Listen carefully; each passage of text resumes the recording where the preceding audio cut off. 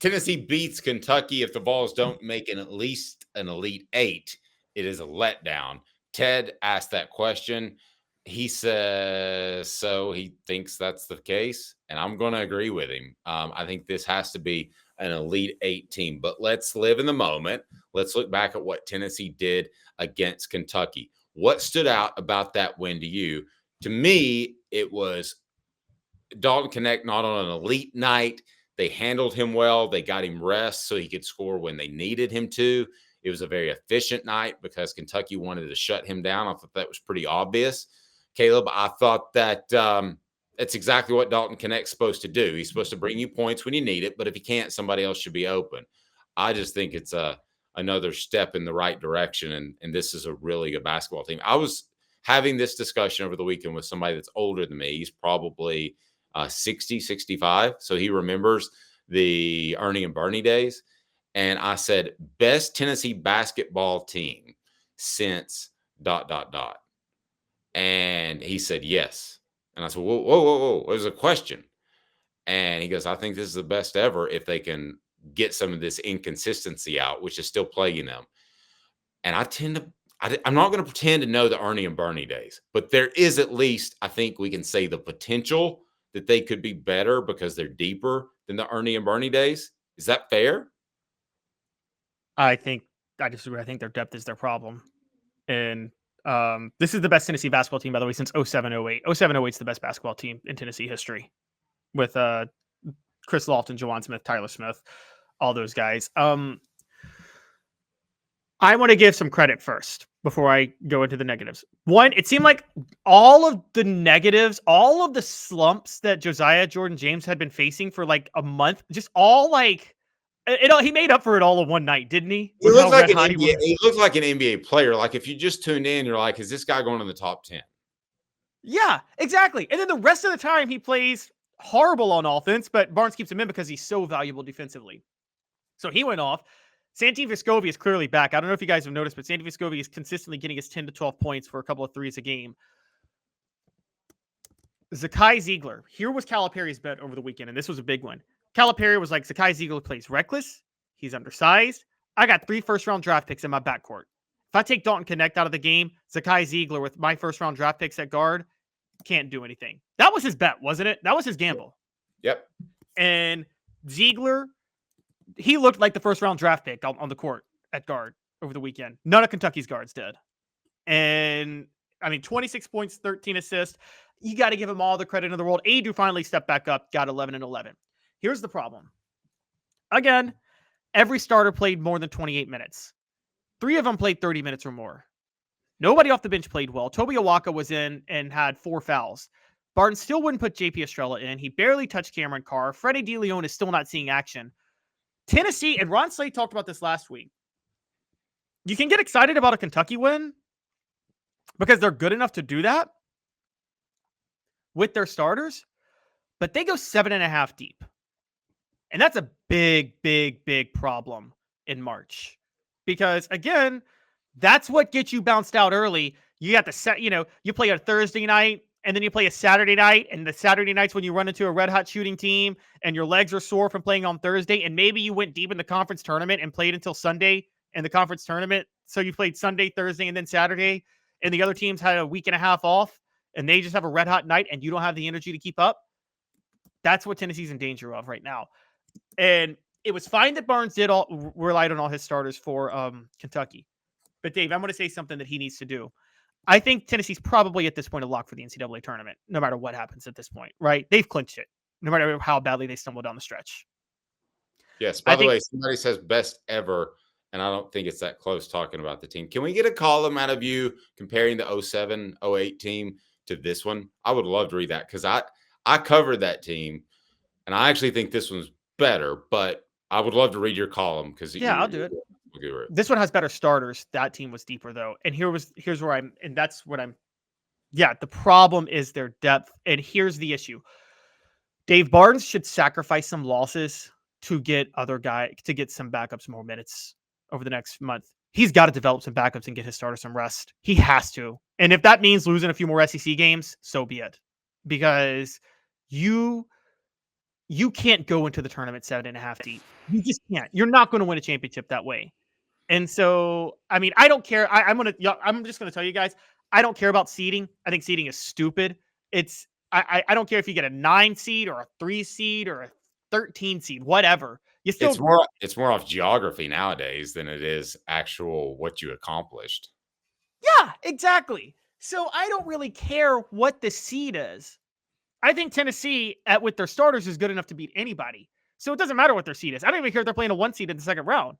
The depth is what matters. And the depth is a big issue right now. It cost them against South Carolina. And the only reason it didn't cost them against Kentucky is because Calipari had the exact opposite strategy that Lamont Paris had Tuesday night. I don't know why he didn't just copy what Lamont Paris did, which was Lamont Paris' strategy was let Dalton Connect score, and if you take the other players out, they can't do anything. Calipari's was take Dalton Connect out, and the other players can't do anything, and he was just dead wrong.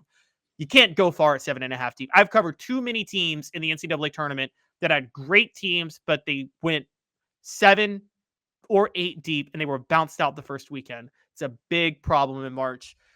And it was, again, it'll help. You'll celebrate a nice little regular season win against a top 10 team when you only go 7 and 8 deep, but you won't be celebrating any run in March when you do that.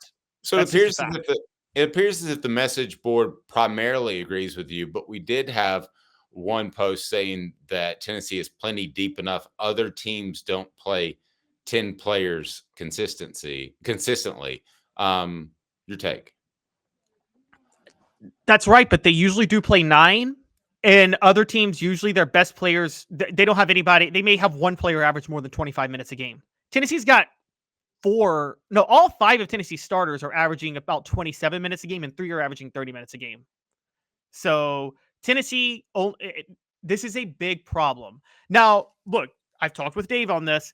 It is true when you get to the postseason, and this is very true in the NBA, you shorten the rotation, right? You do shorten the rotation in the postseason. Mm-hmm. The depth is not for having players who can step up in the postseason. The depth is just so your guys in the regular season can get rest, so they'll be fresh in the postseason when you do shorten the rotation. And Tennessee, I'm at this point, I'm just going to be honest. This would be so toxic, and people would hate it with college basketball. I would do load management if I were Rick Barnes right now. I would absolutely do load management. And I would be like, you don't care about the seeding that much, because you would be giving up if you did load management and you're basically saying it's okay to lose a game or 2 here or there because of load. That's what you're saying, right? It's not okay, but it could be a byproduct, right? Right. It could be a byproduct. Okay. I like seeding a little more than you do. I think so. I wouldn't go that far, but I see the argument.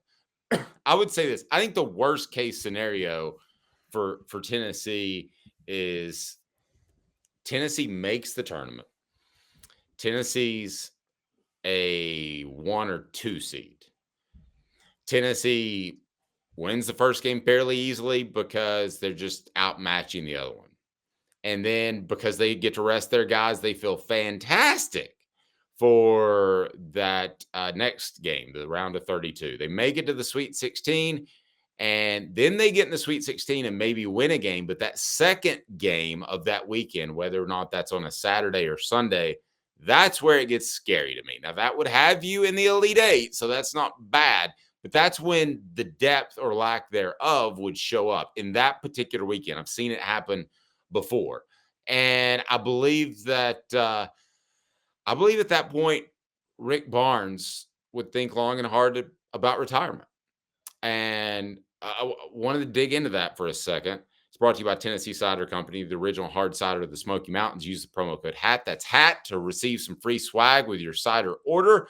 Available most anywhere in the U.S. tncidercompany.com, tncidercompany.com. Would he consider retirement if Tennessee made the Elite 8? Is that enough of a final exclamation point on your career, even though we know the postseason record has not been good? But let's say Elite 8.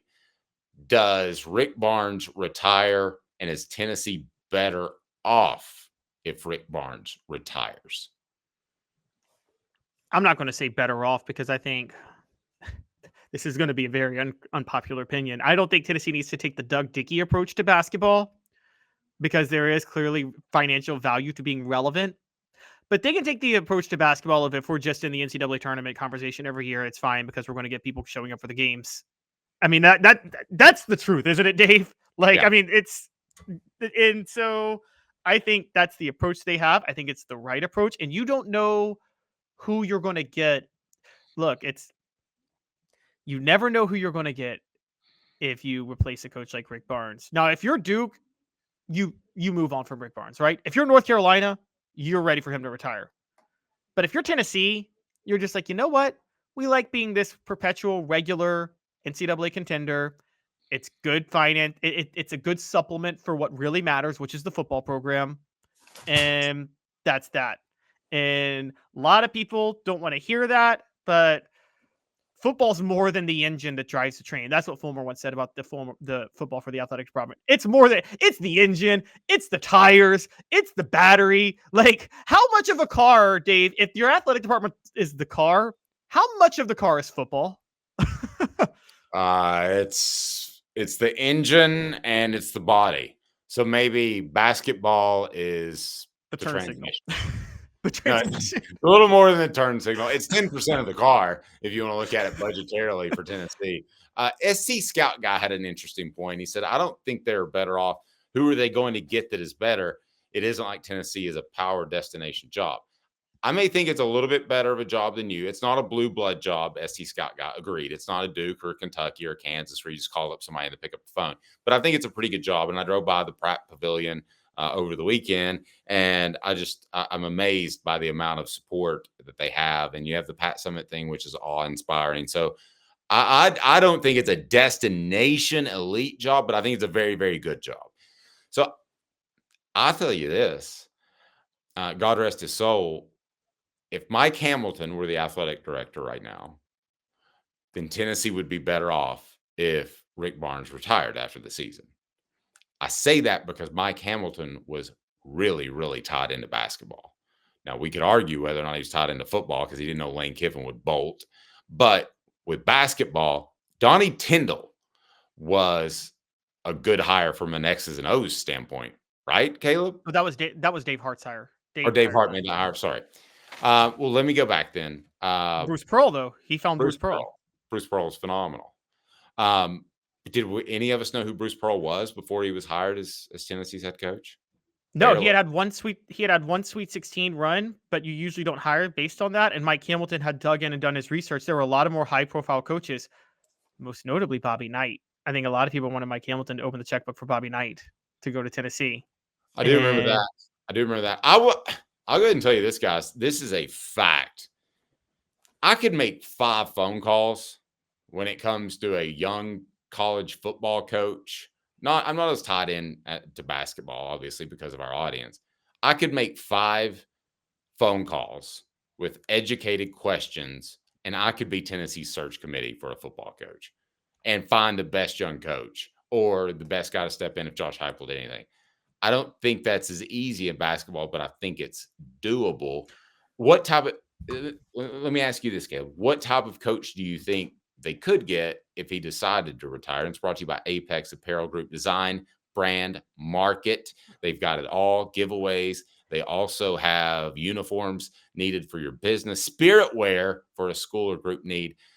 I tell you what, do me a favor, support our sponsors. Call Tyler, 865-919-3001, 865-919-3001, or you can go to yourapexapparel.com, yourapexapparel.com. Caleb, what type of coach could Tennessee go get? An elite coach, a good coach, or an eh? I think Tennessee could get any coach they wanted right now. I'll say for like the Bill Self at Kansas. Okay, I get Bill Self's not leaving Kansas, but you get my drift, right? I think or share at Duke because of the tie. Yeah. Right, exactly. But I think by and large they could get any coach they wanted. I'm going to tell you why it's an underrated job. When Kevin O'Neal bolted in 97, people said that he complained about women's basketball being the forefront. That wasn't the case. The case was, and you know this, Dave, Doug Dickey wasn't supporting the basketball program the way they needed. Well, I can tell you exactly how he wasn't supporting, because that was the old Prop 48 days. Do you remember that? Prop 48 is when you barely qualified. Okay, so you were allowed to practice for that year, but it was a mandated redshirt year. Well, Tennessee had a football player, a defensive tackle, that he went from Prop 48 to full-time player his freshman year. And Tennessee basketball had a guy named Isaiah Victor who did not. And that stuck in Kevin O'Neill's craw. And that's why he up and outed. That's exactly why he left the way he did. Brought to you by Andy Mason, AndyMasonRealEstate.com. Real estate experts with over 4 decades of combined experience in East Tennessee. Best prices, best service in the Knoxville area. AndyMasonRealEstate.com. AndyMasonRealEstate.com. I think Tennessee could hire an elite coach. Yes. Look, I'm going to tell you guys, because here's how you should look at a job. It's 3 things for a coach. 1, how easy is it to win there? That matters, right? How easy is it to win? 2 is the expectation level. 3 is the money. Now, Tennessee is as easy of a place to win as any place in the country, isn't it? Yeah. Like, it's as easy. Yeah. Tennessee can pay as much as any program in the country can right now in basketball, can't they? You would think. And number 3, the expectations are not going to be what they are at Kentucky, Kansas, Duke, North Carolina, UCLA.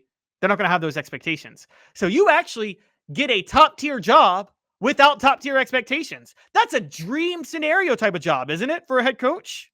And pretty good point. It's the. And can you imagine most coaches? I mean, Bruce Pearl helped the Pratt Pavilion. For those that don't know, that's their workout facility. That's basically like a mini high school gym. I mean, it's fantastic. But Pearl helped get that built. But can you imagine Pearl showing up from the University of Wisconsin-Milwaukee and seeing those type of facilities? I mean, that we've said there's not a difference in elite football facilities, and I think that's primarily true. But there is a difference between a lower level job in the NCAA in basketball and what Tennessee has to offer. Period. End of discussion. Right? Yes, the only school that actually beats, and there is a facilities difference in basketball. You are right about that. And the only one that's better than Tennessee in the SEC is Kentucky. I've seen Kentucky. Oh my gosh, their basketball infrastructure is amazing there. Like that's half the reason Calipari gets the 5 stars, isn't it? Is because their facilities are incredible. Tennessee's right up there though, and I'm telling you guys, it's a great job because of it. And it's also, I want to go back because I want to defend, because people are going to call you out, Dave, and I'm going to address it before they do call you out. People are going to go at Mike Hamilton for the Conzo Martin hire in 2011. Dave, he didn't have any options in 2011, did he? There was nobody he could hire to take that job, was there? In 2011. Wait a second. I don't think Conzo was a bad hire. He was a Missouri State coach who had never made the NCAA tournament. Like, the resume wasn't what they... But the resume is not... They could get a much more splash hire today than they could back in 2011, couldn't they? Well, yeah, but the circumstances Bruce Pearl left Tennessee in. Yeah, but you say resume. I mean, to me, Bruce Pearl had a flat resume, but he produced. So it's resume walking in the door, but ultimately, Bruce Pearl's resume was pretty elite. He was the second fastest coach to 300 to 400 wins behind Roy Williams before he was hired by Mike Hamilton. But he hadn't done anything at a big school. You wouldn't consider him a big name hire. He had done more at Wisconsin-Milwaukee than Conzo did at Missouri State. He did significantly more. I mean, he made 2 NCAA tournaments. He'd won 3 regular season conference titles. He had gone to the Sweet 16. And Conzo was the best hire Mike could have made. And also, the one thing you can maybe knock is this. I will say you could have knocked Mike Hamilton for this. He should have hired Rick Byrd from Belmont. He should have hired Rick Byrd right then and there. And that was ridiculous that he didn't. Rick Byrd would have taken that's the only place he would have left Belmont for. That's the best small level coach in college basketball history, quite honestly. I'm with you on that.